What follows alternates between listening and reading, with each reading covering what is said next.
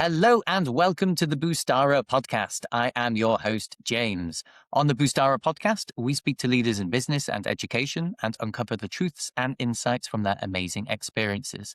At Boostara, we help businesses boost growth, cut costs, and gain better business insights. If you'd like to learn more about how we can help you, type the word growth into the comments below and I will be sure to reach out. Today, in a very stylish backdrop, I was literally just saying, I'm very happy to say we're joined by Jacqueline Peña, President and CEO of Empowerment Through Education. Hello, Jackie. Hello, thank you for having me on your show. Well, thank you very much for joining us. And time difference wise, we're quite far away. Whereabouts are you calling us from today, Jackie? So today I'm in Massachusetts in the United States, and it's about 9 a.m. our time. But yeah, it's a little cold where I'm at right now. Oh, how cold? I'm hoping it's not below 20. I haven't stepped outside yet. Fahrenheit. Yeah, So yeah. it's definitely under 0 Celsius. Yeah, that's below freezing. If they're cold enough for snow, Yes. yeah. Yeah. Well, so us Brits love talking weather to start with, and we're tired in February now of the grey skies. We need some sunshine, well, that's what I suppose this conversation can bring us, some sunshine. When we're talking, all things education, right? But we're talking from across the pond. So for those of our listeners that are maybe in the States, have heard of you, maybe in the UK or Europe haven't heard, or vice versa. Could you give us a bit of an introduction to yourself, Jackie? You and your journey to where you are today.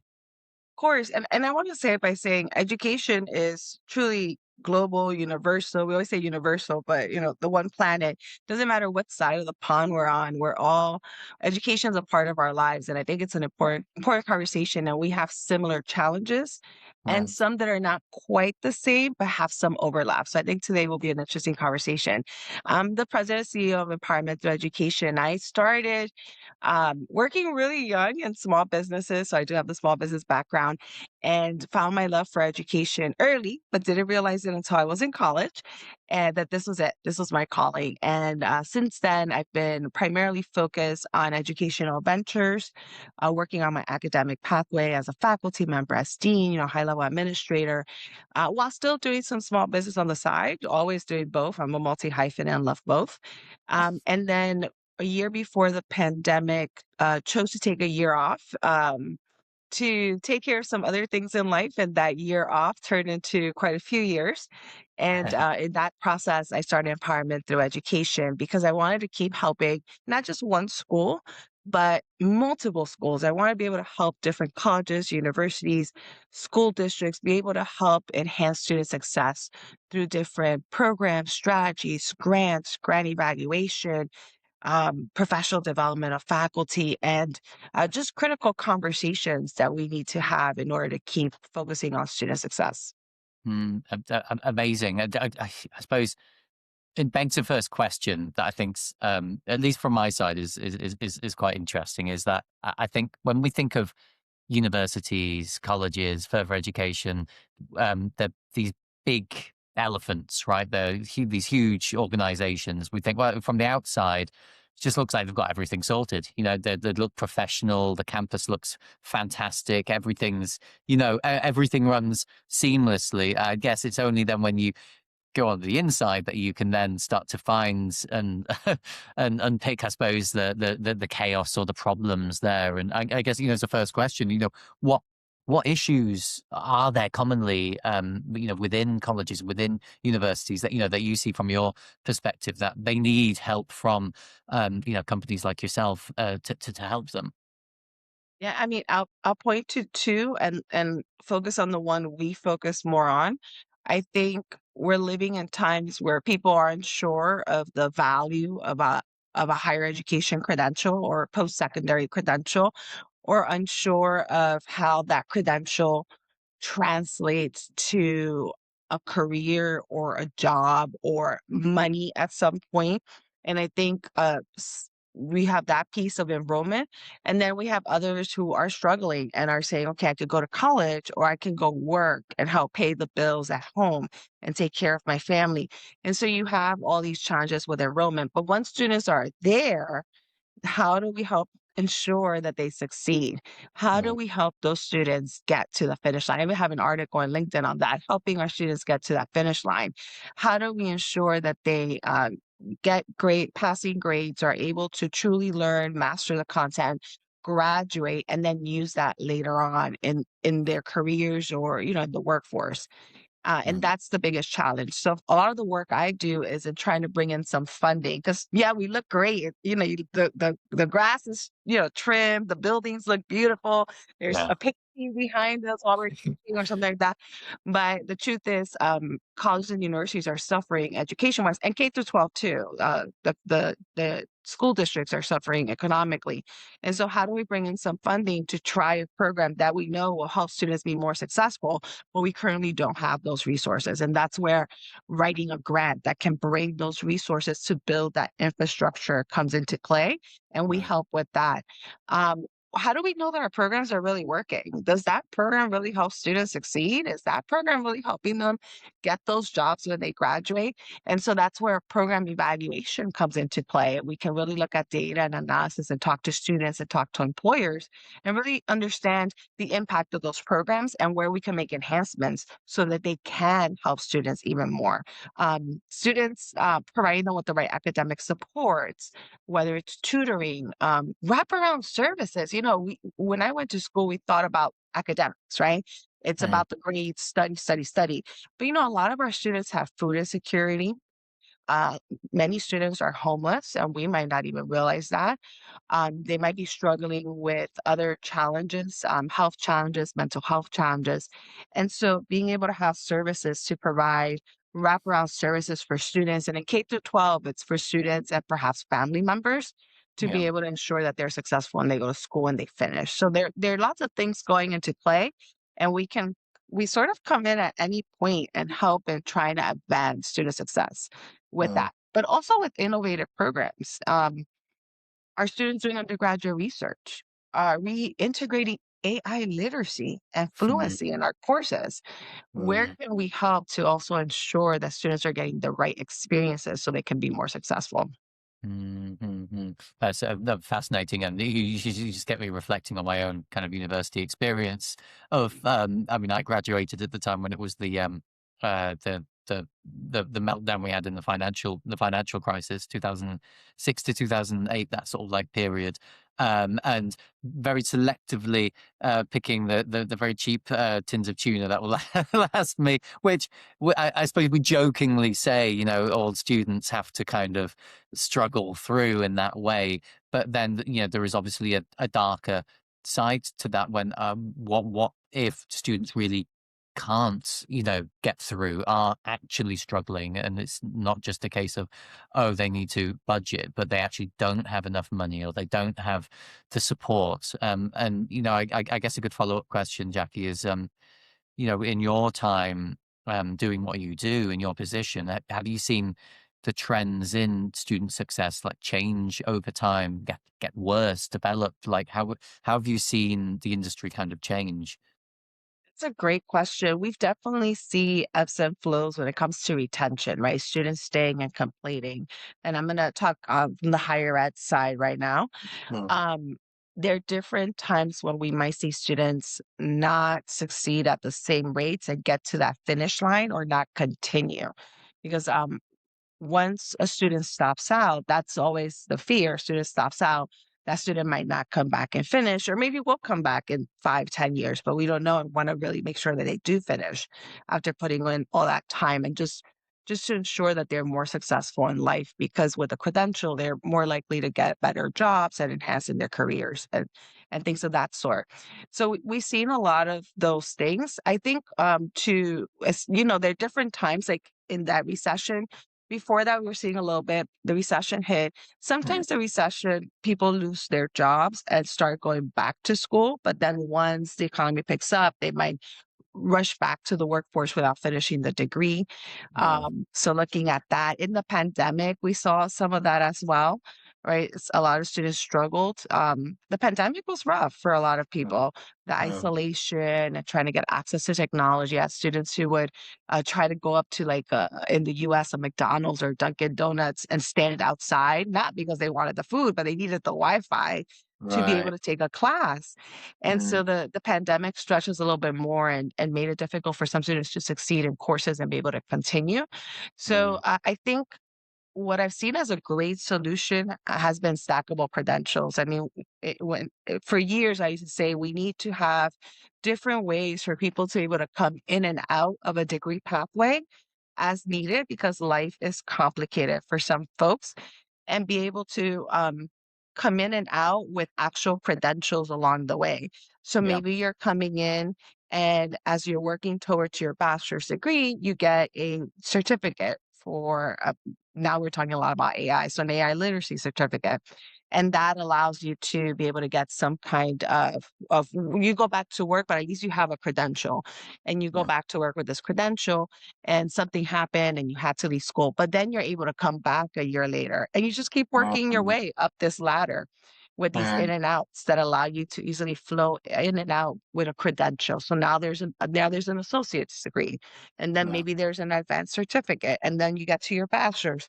And having these milestones and these credentials, these are legit credentials. These are actual degrees, certificates, and Mm, associate's degrees and bachelor's degrees. Having something like that helps motivate you to keep going, but also gives you a credential where if you have to leave, you have something and you have a completion point for the school as well if you're looking at it from that perspective.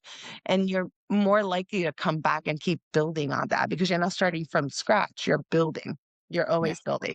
So I Yeah. always thought that that was one great way to battle issues with retention and completion, Mm, and to really give students those milestones along the way instead of just that one milestone 4 years later, which might mm, not be as easily attainable right away for some students. I know a lot of students who take 8 years to finish a bachelor's, and they're very successful. It just takes a little bit longer because there were just a few bumps mm, along the way that they had to focus on other things and then come back, or yeah. other ventures they're working on. Maybe they're business owners and then they become parents and then they have to move back to another country for a year or two to take care of something and then come back.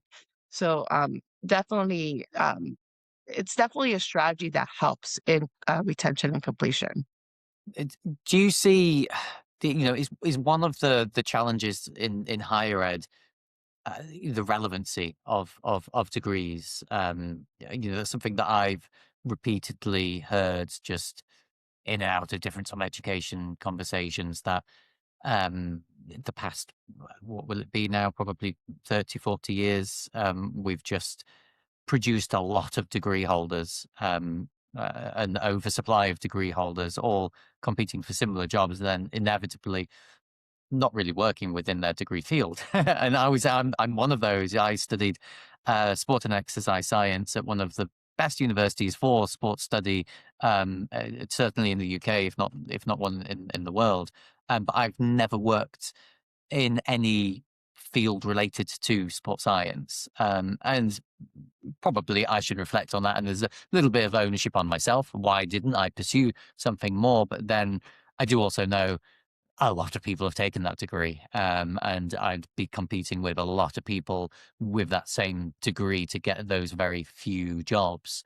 And I'm wondering, is that something you mentioned there about uh, consulting with universities on, is this program actually producing results for students? Are they actually getting employment off the back of this degree? Is that a problem in higher ed? Is that because I mean the colleges and universities, at least from my perspective, as I see them, is the money making machines. They're not like universities of old. And the way a lot of people feel is that they're like a tuna factory and just give me your money and then get your degree at the end. But what that means and what that actually gives them in terms of financial clout, success in their life is not as much as it maybe was 50, 60, 70, 80 years ago.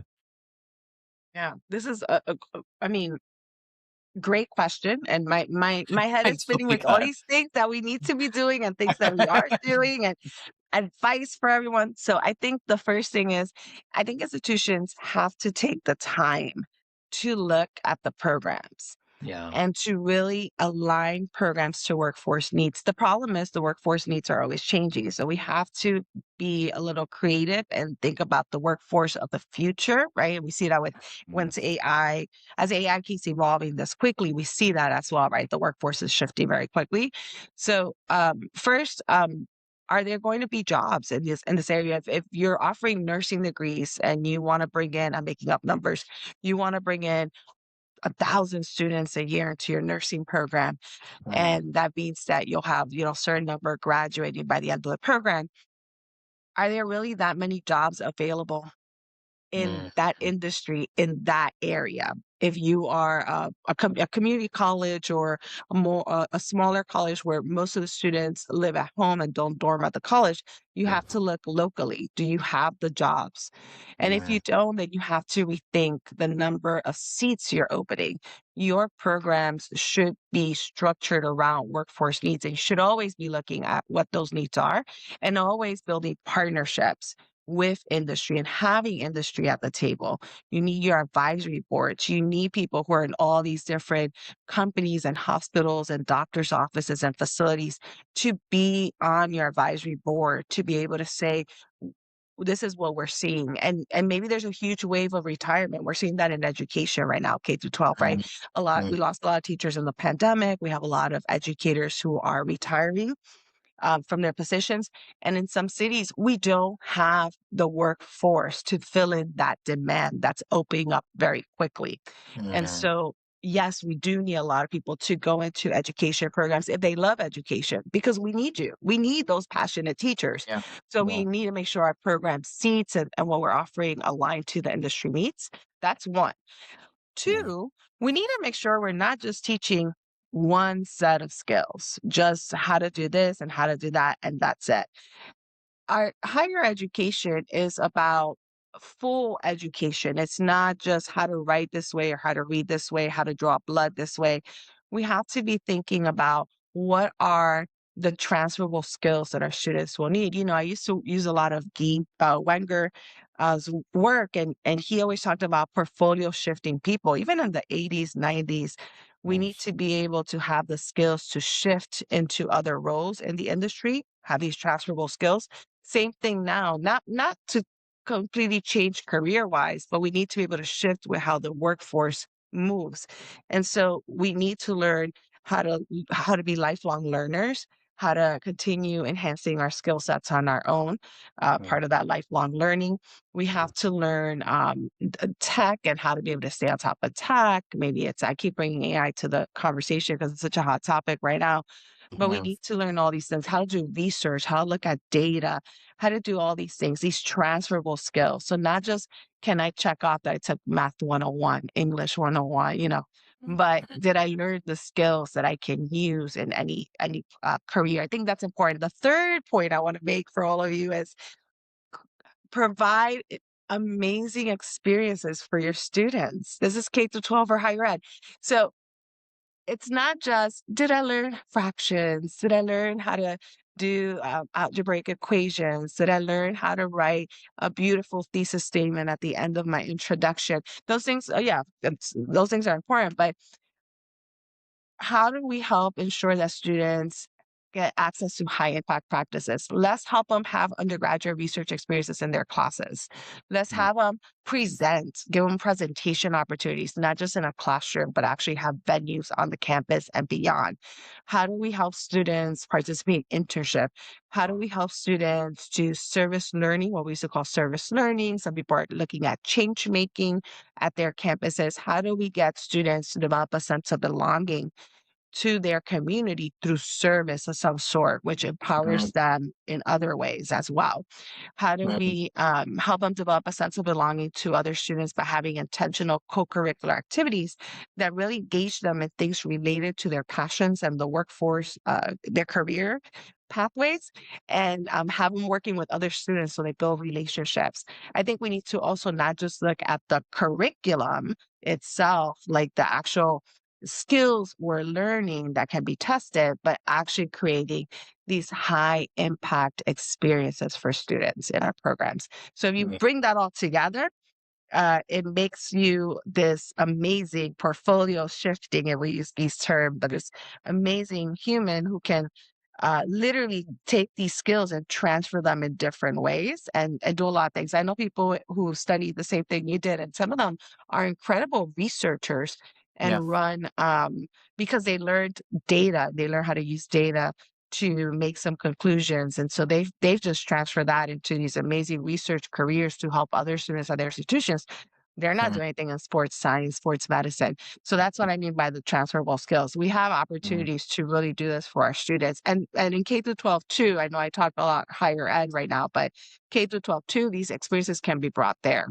Mm, yeah, yeah. It's and I mean the practical for me hearing you speak there, it goes back to when you're in the workplace or in any workplace. I mean, you can obviously different industries, but if you take away maybe tradespeople and then okay, we'll just lump through like office based companies. Yeah, what actual skills do they need beyond the content knowledge? Things like presentation skills, public speaking, the teamwork, the leadership qualities. All of these things can those be? Well, they can be brought into the curriculum, brought into your 3, 4, 5 year program. They absolutely can be, and the quicker that students are practicing those, then the faster that they will learn and grow. I mean, I used to be myself a public speaking tutor. I'm not a TEDx or TED speaker at all. No, I'm just a self-taught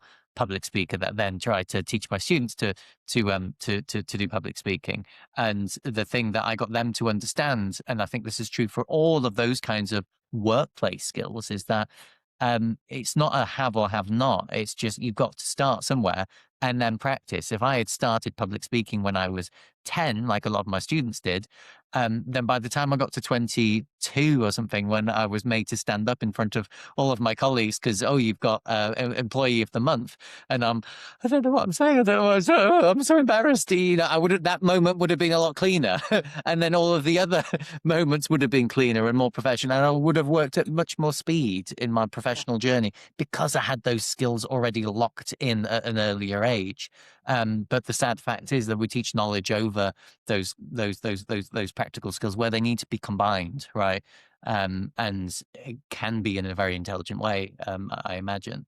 And with the likes of AI, I think it's very interesting is that we know what the future is possibly going to look like. We have not a clear understanding, but we know the path it's taking, right? So that needs to be in the curriculum, K through 12, undergrad programs, postgrad. You know that needs to be there now because this is the world that we're living in, right? You know, we hear it locally in the news stories in the UK, self-driving taxis are going to be launched in London. I saw in my local city, it's middle of nowhere, Hull, and no one knows Hull. It's near York, but Hull, with one of the companies locally, they've got one of these walking, talking robots. You know that does all the dancing and things that they're willing to rent out to companies now. So it's happening. It's here. So how are we preparing students, right, to live in this new world? What skills do we believe are going to be relevant? I suppose that's a question back at you, Jackie. What skills are going to be relevant? What do universities K through 12? What do they need to be doing for their students to allow them to be successful in the future?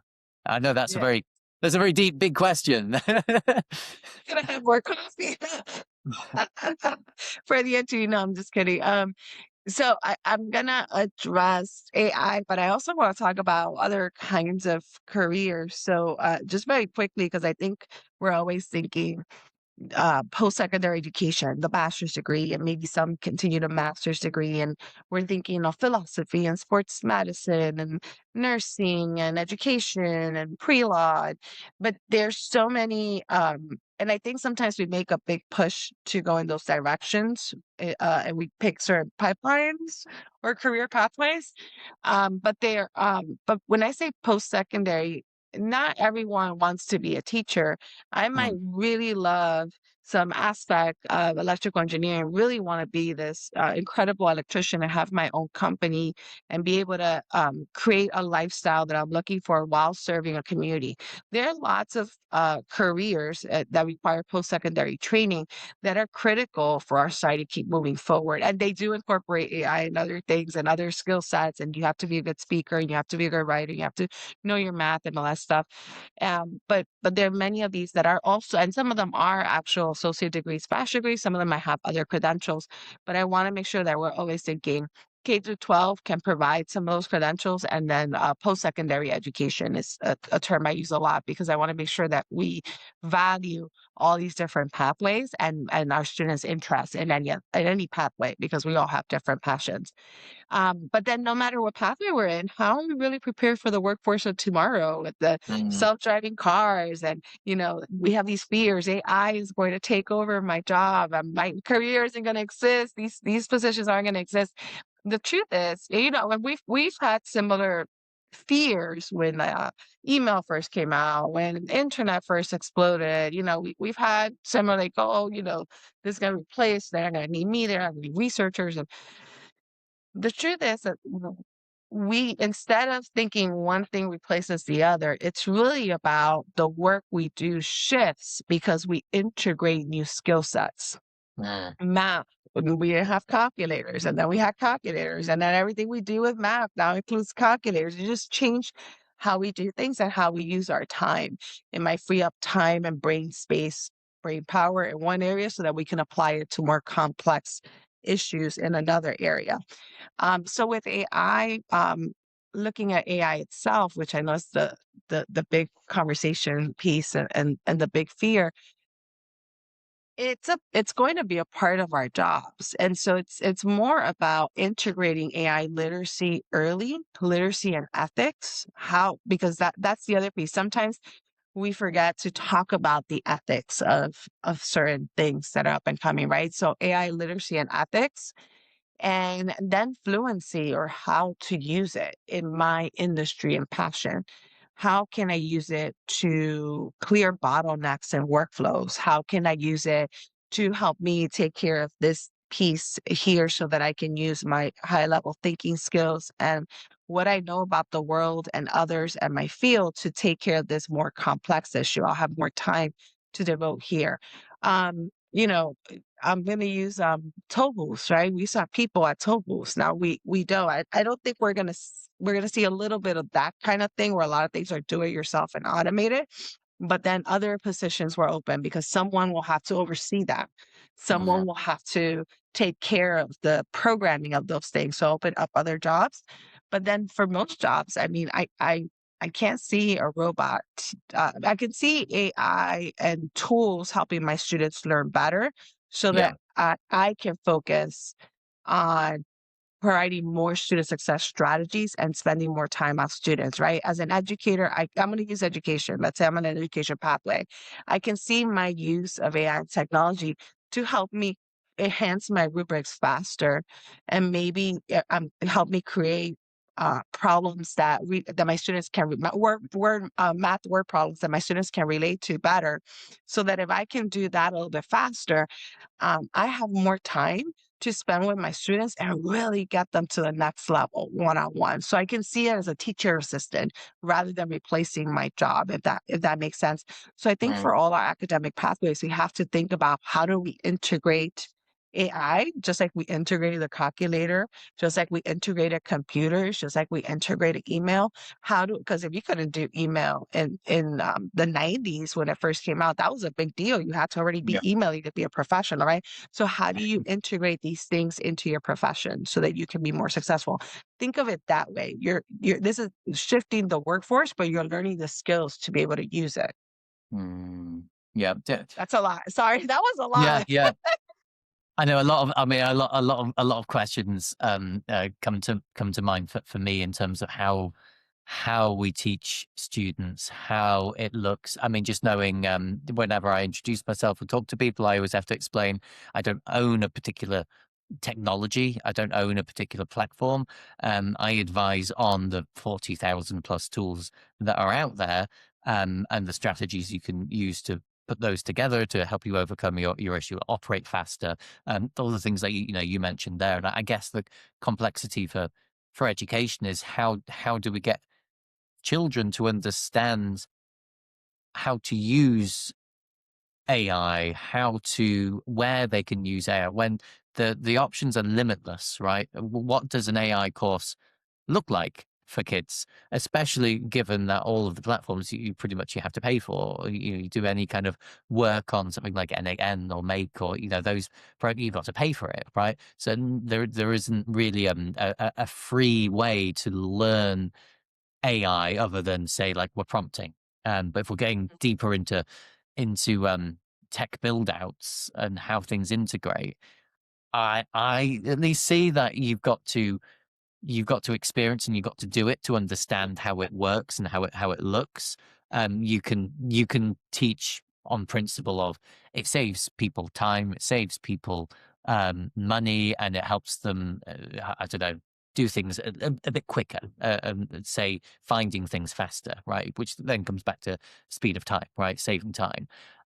So they can understand that, but then you've got to kind of see it happen, and you've got to see the scenarios in business, in all sorts of different situations, right? Which I think is important for kids to know, because then when they get to that professional stage or even starting their own businesses, they need to know that or understand that. But how do we teach that? I think that's where it gets a bit more, I don't know, complicated, right? Mhm. Yeah, Yeah, and it's funny because I've been working on a few grants that focus on AI and integration of AI in the classroom for instruction in specific career pathways. And so I think funding is the biggest issue, right? AI platforms are expensive in yeah, different fields, but our students need to get some experience beyond your AI LLM yeah, prompting. Beyond that, yeah, right? They yeah. need actual experience with tools that they use in their industry, and those can be pricey. And I think that's why we've been fortunate to see more grants open up that Mm, allow for schools to apply for funding to be able to cover some of that cost. Of course, grants are short term. It's not a long term solution, but it mm, kind of this is so new, so we're also learning how to teach with it and learning how to use it in our mm, industry mm. while we're teaching with it. So the grants are helpful in that they allow you to pilot and then create an infrastructure for this moving forward, Yeah, and being able to test different tools for that industry.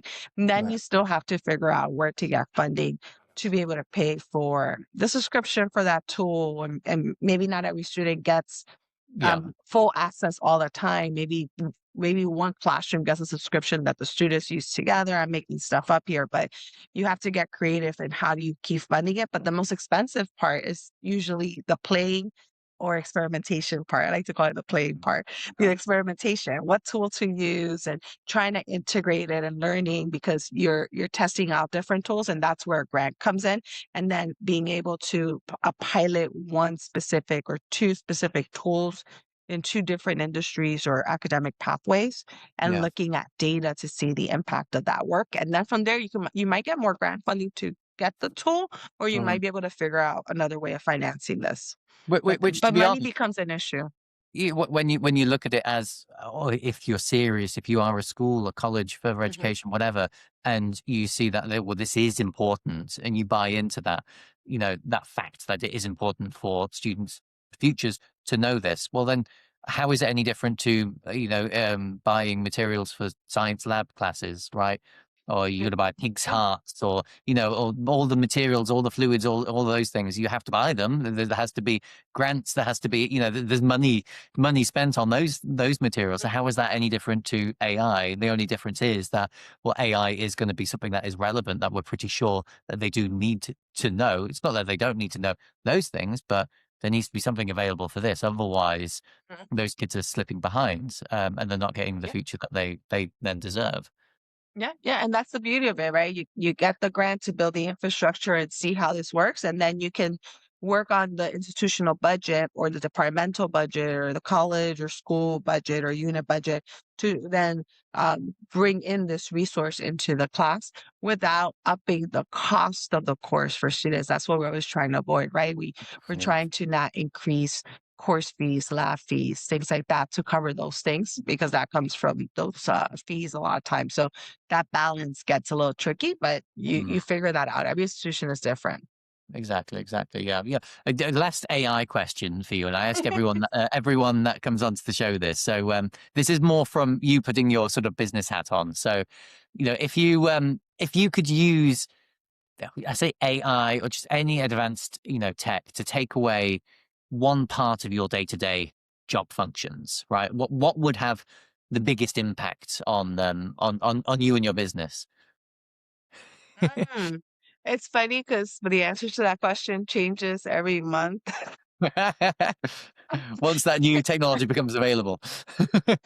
So if I'm gonna be honest, for us as a business, it's enhancing and sustaining clean workflows Mm, because we have so many people within the organization and we work with so many clients, K to 12 and higher ed, as well as some nonprofits and sometimes some small businesses. Um, you can hire someone to oversee all the incoming emails and clean and create the right workflow and then mhm, move things along a project board for you. But where AI and automation can come in handy is once you can find ways to clean your workflow, actually having an automated workflow that AI can support for you and be able to follow up with clients and following up with your team members and that's just our struggle right now, right? mm, The demand's there, and even if we grow, it just gets messy. So how do you? And this is true for all businesses. As you grow, you always have to rethink your operations. You have to rethink your workflow, and how do you enhance it better? So that's the struggle we're facing right now. That I yeah, think AI for us as a small business can come in and support better. So that we're actually in the process of looking at that once we get through this grant writing frenzy yeah. that we're in right now. Yeah, yeah. Well, that brings nicely, really, because you mentioned obviously a lot of clients, a lot of customers, right? A lot of people that you deal with. That begs a question just based off of the whole conversation that we've had so far. When you approach a school, a college, further education institution, whoever it might be, or they approach you, what are the sort of the common, I suppose, misconceptions that they have about what you will do for them, about the results that you'll give them from engaging in your services?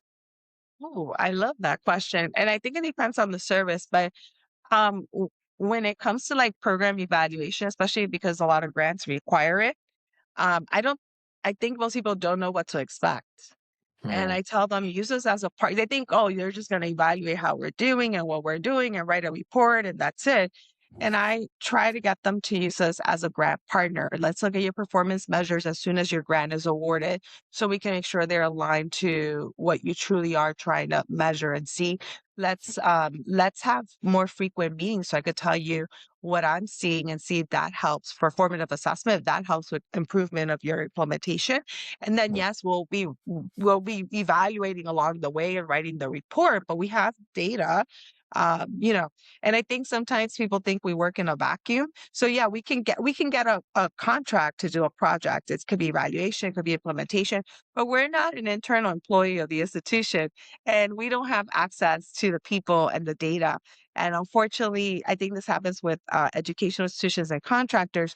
It's difficult to just give the contract and expect the work to get done, not because we are not dying to do all this wonderful work with you, but because we might not have access to this student data. We don't know who this person is that we need to talk to. We don't know who's the PD person. We don't know who's the person that runs this department. We don't know this. So we need a point person.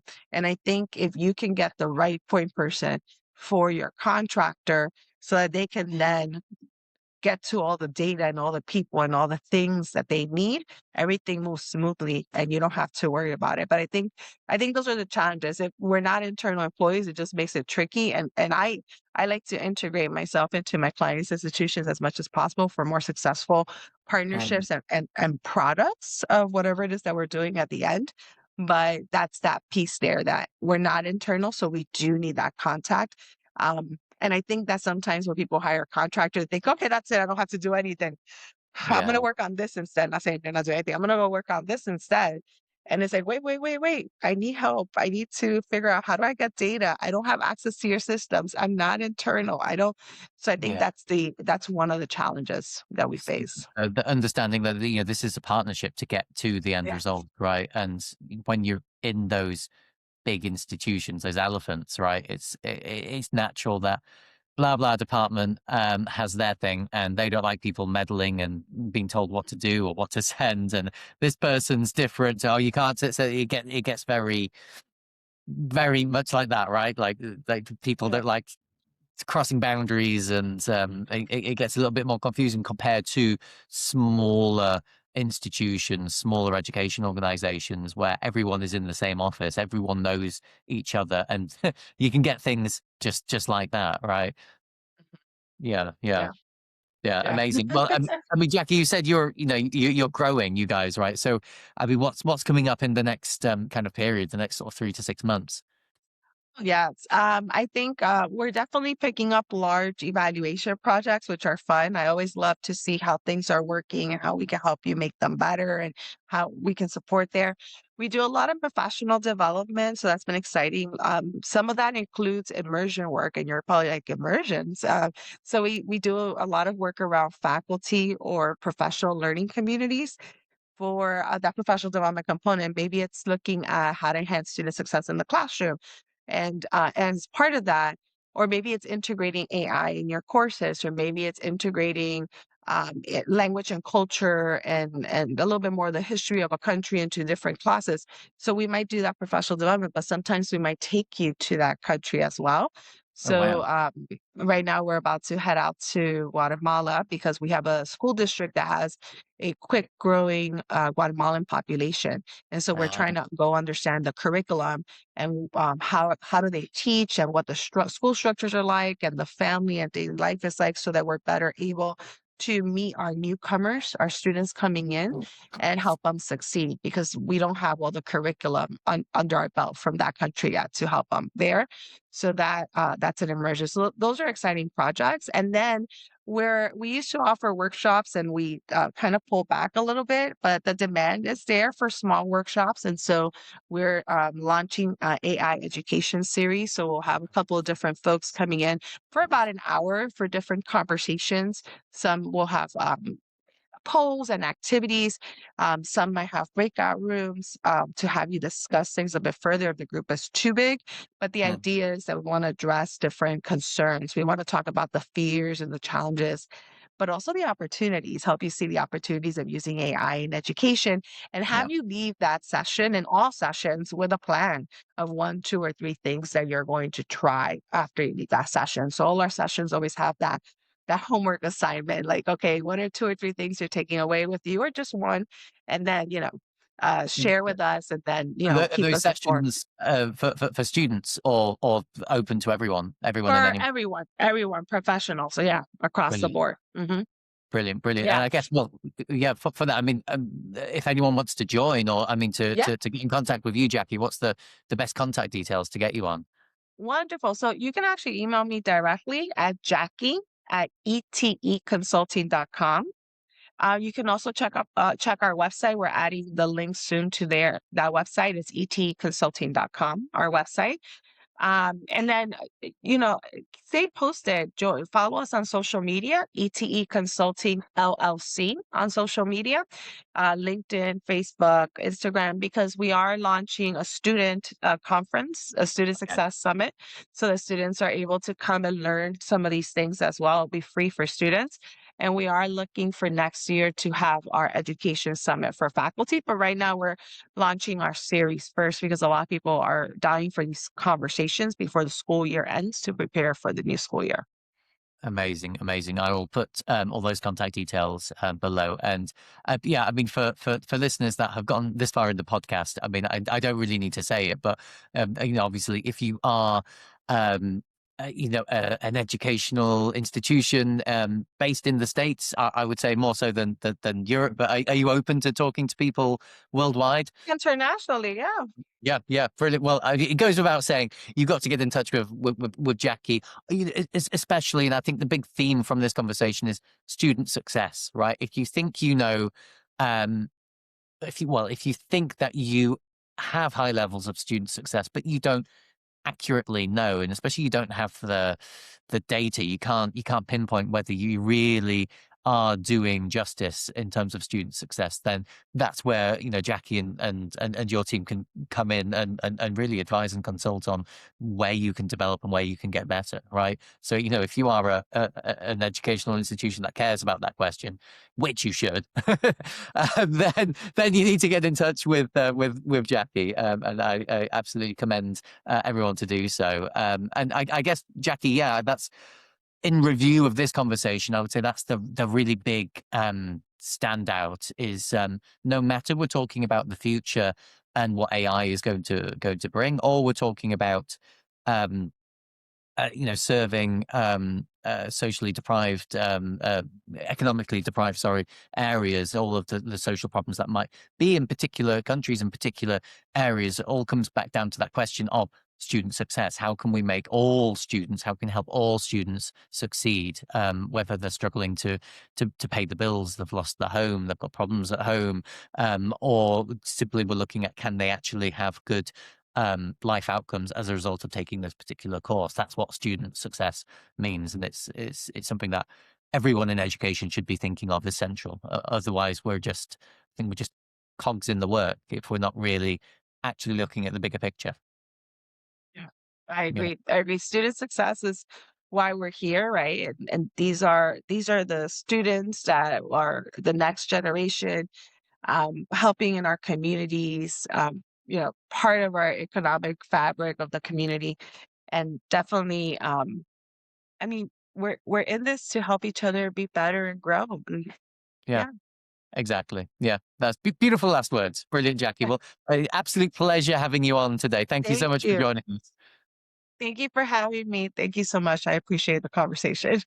Brilliant, brilliant. And everyone listening, thank you so much for listening. Please do like and share this video so we can get this message out to as many people as possible. Thank you very much.